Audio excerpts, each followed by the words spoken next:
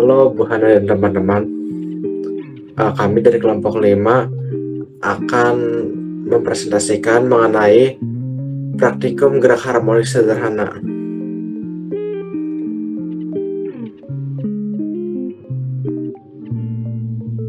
Kami akan memperkenalkan diri kami terlebih dahulu. Saya Anastasia Gisa, absen 2. Saya Caroline Asya, absen 9. Saya Darian Lee, absen 11. Saya Jonathan Setiawan, absen 21. Saya Laura Atalia, nomor absen 22.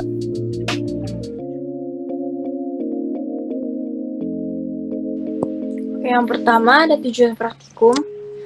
Tujuan dari praktikum gerak harmonik sederhana kali ini adalah agar mampu menyelesaikan soal-soal yang bertema gerak harmonik, lalu mengetahui dan mengerti tentang gerak harmonik, serta dapat mempresentasikan materi gerak harmonik sederhana kepada teman-teman dengan baik.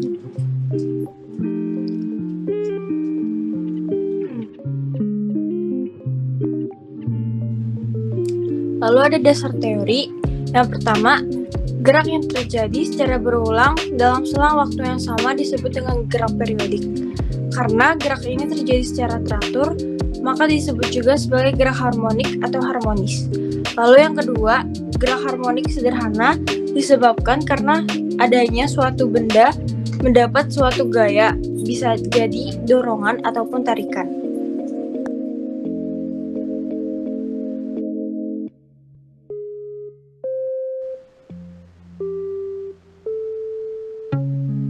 Baik, selanjutnya adalah langkah kerja. Bisa dibuka nggak padnya? Kalau nggak bisa nggak apa-apa, gue jelasin aja. Oke, untuk langkah-langkah percobaan kali ini sudah disediakan tabel dulu terlebih dahulu. Jadi tabelnya itu berisikan panjang dari si tali bandulnya, masa bandulnya, dan derajat simpangan atau sudut simpangan di mana si bandulnya itu dilepaskan. Lalu setiap kali praktikum itu akan di set timer per 10 kali getaran. Jadi akan dihitung periode totalnya seluruhnya 10 getaran itu, lalu per 1 getaran baru kita hitung terakhir periode bandulnya. Praktikumnya itu bisa dilihat seperti yang ada di layar, kurang lebih gambarannya seperti itu. Dan setelah melakukan praktikum dan mengisi tabel, data-data yang dihasilkan sebagai berikut.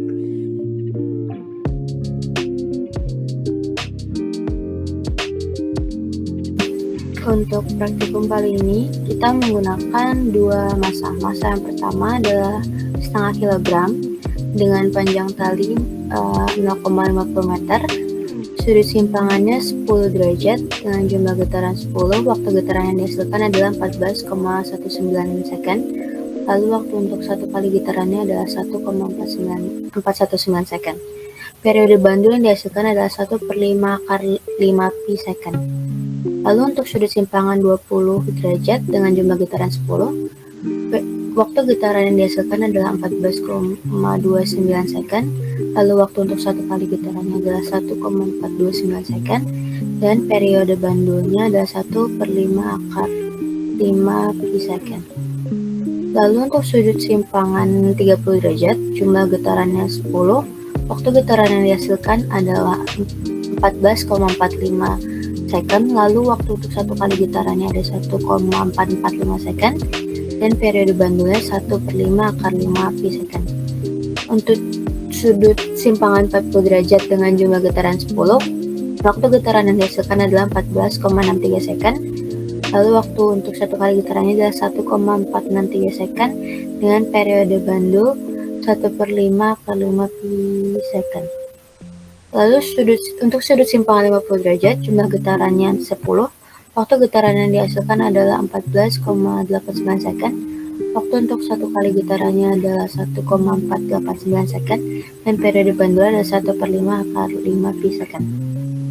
Lalu untuk panjang tali 0,60 meter dengan sudut simpangan 10 derajat dengan jumlah getaran 10.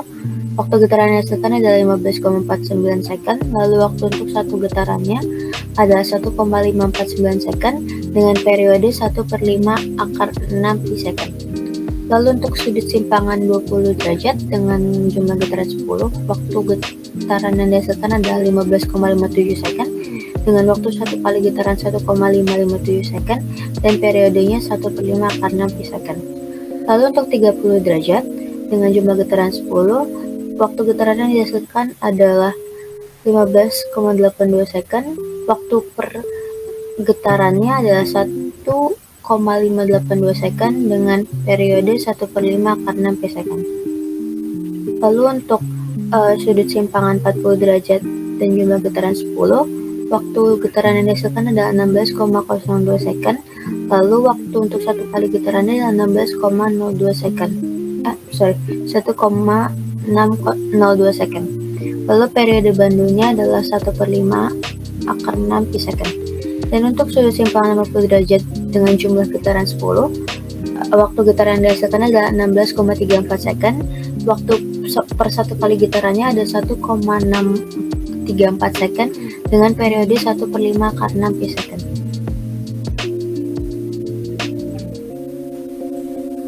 Lalu untuk masa kedua yaitu 1 kg, panjang tali yang digunakan adalah 0,50 meter dengan sudut simpangan 10 derajat dan jumlah getaran 10. Waktu getaran yang dihasilkan adalah 14,21 second, lalu waktu per satu kali getarannya adalah 1,421 second. Periodenya adalah 1/5 akar 5 pi second. Lalu untuk sudut simpangan 20 derajat dengan jumlah getaran 10, waktu getaran yang dihasilkan adalah 14,29 second dengan waktu per getarannya 1,429 second, lalu periodenya adalah 1/5 akar 5 pi second. Untuk sudut simpangan 30 derajat dengan jumlah getaran 10, waktu getaran yang dihasilkan adalah 14,43 second dengan waktu per satu kali getarannya adalah 1,443 second dengan periode 1/5 akar 5 pi second. Lalu untuk sudut simpangan 40 derajat dengan jumlah getaran 10, waktu getaran yang dihasilkan adalah 14,63 second dengan waktu per satu kali getarannya ada 1,463 second dengan periode 1/5 akar 5 pi second. Lalu untuk sudut simpangan 50 derajat jumlah getaran 10, waktu getaran yang dihasilkan adalah 14,89 second dan waktu untuk satu kali getarannya ada 1,489 second dengan periode 1/5 akar 5 pi second. Lalu untuk panjang tali kedua yaitu 0,60 meter dengan sudut simpangan 10 derajat dan jumlah getaran 10, waktu getaran yang dihasilkan adalah 15,56 second dan waktu per getarannya ada 1,556 second dengan periode 1/5 akar 6 pi second. Lalu untuk sudut simpangan 20 derajat dengan jumlah getaran 10, waktu getaran yang dihasilkan adalah 15,65 second, lalu waktu per getarannya ada 1,565 second dengan periode 1/5 akar 6 pi second. Lalu sudut simpangan 30 derajat dengan jumlah getaran 10, waktu getaran yang dihasilkan adalah 15,80 second dengan waktu per getarannya 1,580 second dan periodenya 1/5 akar 6 pi second. Lalu untuk sudut simpangan 40 derajat dengan jumlah getaran 10, waktu getaran yang dihasilkan adalah 16,02 second dengan waktu per getarannya 1,602 second dan periodenya 1/5 akar 6 pi second. Lalu untuk sudut simpangan 50 derajat dengan jumlah getaran 10, waktu getaran yang dihasilkan adalah 16,31 second dengan waktu per getarannya 1,631 second dan periodenya 1/5 akar 6 pi second.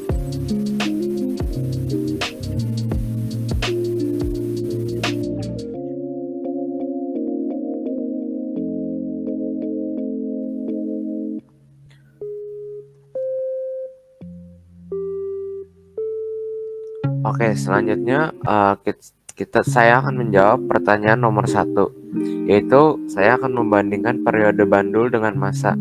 0, kilo dan juga yang 1 kilo dengan panjang talinya 0,5 meter dan 0,6 meter seperti yang tadi udah dipakai. Nah, kalau misalnya dengan massa 0,5 kilogram dan panjang bandul itu 0,5 meter, periodenya itu 0,44 pi second. Semuanya ini yang di periode itu semuanya ditambahin V, karena itu belum dikali sama pi-nya. Lalu yang kedua, dengan massa 0,5 kilo dan panjang bandul 0,6 meter itu ada 0,489 pi second. Terus dengan massa 1 kilo dan panjang bandul 0,5 meter itu tetap 0,44 pi second. Dan juga untuk 1 kilo dengan panjang bandul 0,6 meter tetap juga di 0,489 pi second. Nah, ini terjadi karena di ekuasi ini kita nggak memasukin massa, jadi massanya itu tidak berpengaruh karena kita kan nggak masukin ke equationnya, di mana rumus atau dasar teori untuk mendapatkan periode dari panjang bandul adalah 2pi dikali akar dari panjang bandul per gravitasi, dimana V-nya adalah 122/7.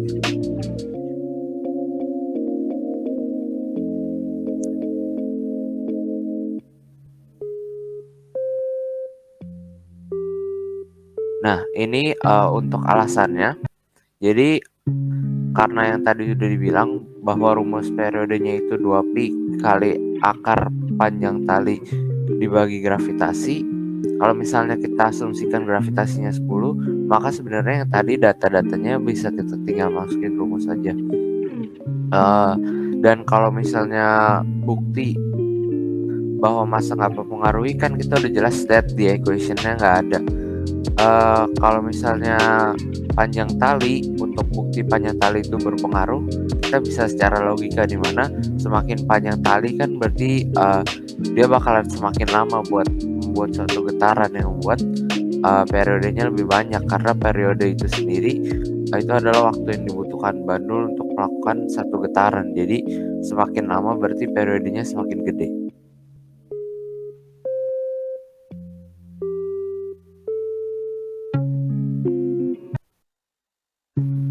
Lalu untuk menjawab pertanyaan kedua, bagaimana hubungan antara panjang tali dengan periode yang dihasilkan oleh bandul? Seperti yang dikatakan Darian tadi, panjang tali memengaruhi periode karena hubungan panjang tali dengan periode bandul berbanding lurus. Jadi semakin panjang tali, maka periode bandul akan semakin besar. Dan sebaliknya, semakin pendek tali yang digunakan, maka nilai periode akan semakin kecil.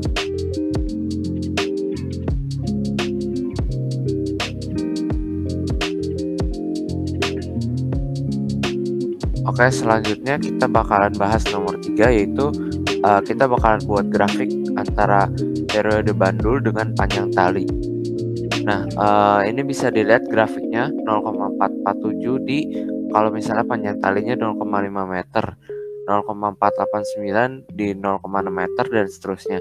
Nah, ini semua ditambahin V karena ini belum dimasukin V ya. Jadi ini adalah 0,447 pi, lalu 0,489 pi, dan seterusnya. Dan bisa kita lihat bahwa grafiknya itu naik terus semakin panjang tali yang ada. Jadi sudah bisa dibuktikan dengan rumus dan juga dengan grafik.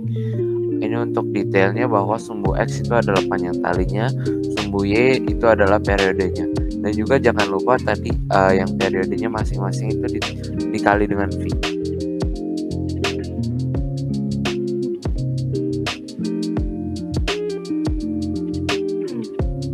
Nah, lalu ini alasannya yang sama ya dengan yang ada sebelumnya yang tadi saya sudah jelaskan, hubungan kenapa massa nggak ikut dan juga rumus yang digunakan untuk membuat grafik ini.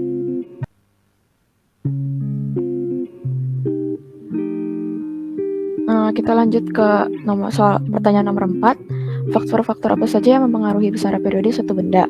ada 4 faktor, yaitu yang pertama panjang tali bandul, yaitu semakin panjang tali bandul maka semakin besar periodenya. Yang kedua jumlah getaran, yaitu berbanding terbalik dengan frekuensi getaran. Yang ketiga itu percepatan gravitasi, yaitu semakin besar percepatan gravitasi maka semakin besar juga periode getarannya. Lalu yang terakhir adalah waktu, yaitu berbanding terbalik dengan periode. Jadi semakin banyak waktu maka periodenya akan semakin sedikit. Dan untuk soal yang terakhir, yang nomor 5, apa saja manfaat gerak harmonik sederhana dalam kehidupan sehari-hari? Tentu saja di kehidupan sehari-hari tidak ada gerak bolak-balik yang berlangsung selamanya. Namun ada beberapa contoh yang bisa tetap dianggap sebagai gerak harmonik sederhana. Seperti contohnya nomor 1 itu bandul jam. Biasanya bandul itu ada di jam kuno. Lalu bandul pada jam kuno itu terus berayun dalam waktu yang sangat lama. Contoh yang kedua itu ada getaran pada senar gitar. Nah, contohnya waktu kita memetik senar gitar, senarnya akan bergetar secara harmonik dengan frekuensi tertentu. Itu pun tergantung pada panjang senar. Namun, senar gitar juga lama-kelamaan akan berhenti bergetar. Yang ketiga adalah ayunan. Ayunan di taman juga menjadi contoh gerak harmonik sederhana karena gerak bolak-balik dan berulang dari ayunan melawan gaya pemulih adalah gerak harmonik sederhana. Yang keempat adalah bungee jumping. Jadi bungee jumping juga merupakan contoh gerakan harmonik sederhana karena karet elastis panjang diikatkan pada pergelangan kaki orang yang kemudian melompat dari jembatan, lalu pelompatnya akan berosilasi ke bawah dan ke atas menjalani GHS karena elastisitas kabel bungee dan meskipun ketinggiannya akan menurun. Yang terakhir adalah cradle. Jadi cradle itu kan akan maju dan mundur yang akan membuai yang bisa menyebabkan bayi untuk tertidur.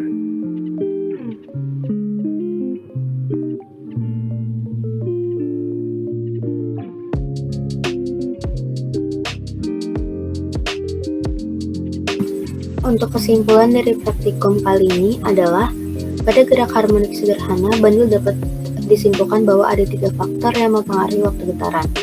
3 faktor tersebut adalah panjang tali, simpangan sudut, dan massa barang. Panjang tali mempengaruhi lama waktu. Semakin panjang tali, maka semakin lama waktu yang dibutuhkan untuk melakukan satu getaran. Sebaliknya, jika semakin pendek tali, maka semakin sedikit waktu yang dibutuhkan untuk melakukan satu getaran. Simpangan sudut juga mempengaruhi lama waktu. Semakin besar simpangan sudutnya, maka waktu yang dibutuhkan untuk melakukan satu getaran juga semakin lama. Sebaliknya, semakin kecil simpangan sudutnya, waktu yang dibutuhkan akan semakin sedikit. Lalu, yang ketiga adalah massa barang. Massa barang ini berpengaruh, namun di percobaan kali ini perbedaannya tidak terlalu terlihat. Bahkan ada beberapa hasil percobaan yang sama meski massa kedua beban berbeda. Hal tersebut terjadi karena beberapa faktor. Salah satunya adalah perbedaan massa yang tidak signifikan, yaitu hanya setengah kilogram. Namun perbedaan yang sedikit ini hanya terjadi sepersekian detik.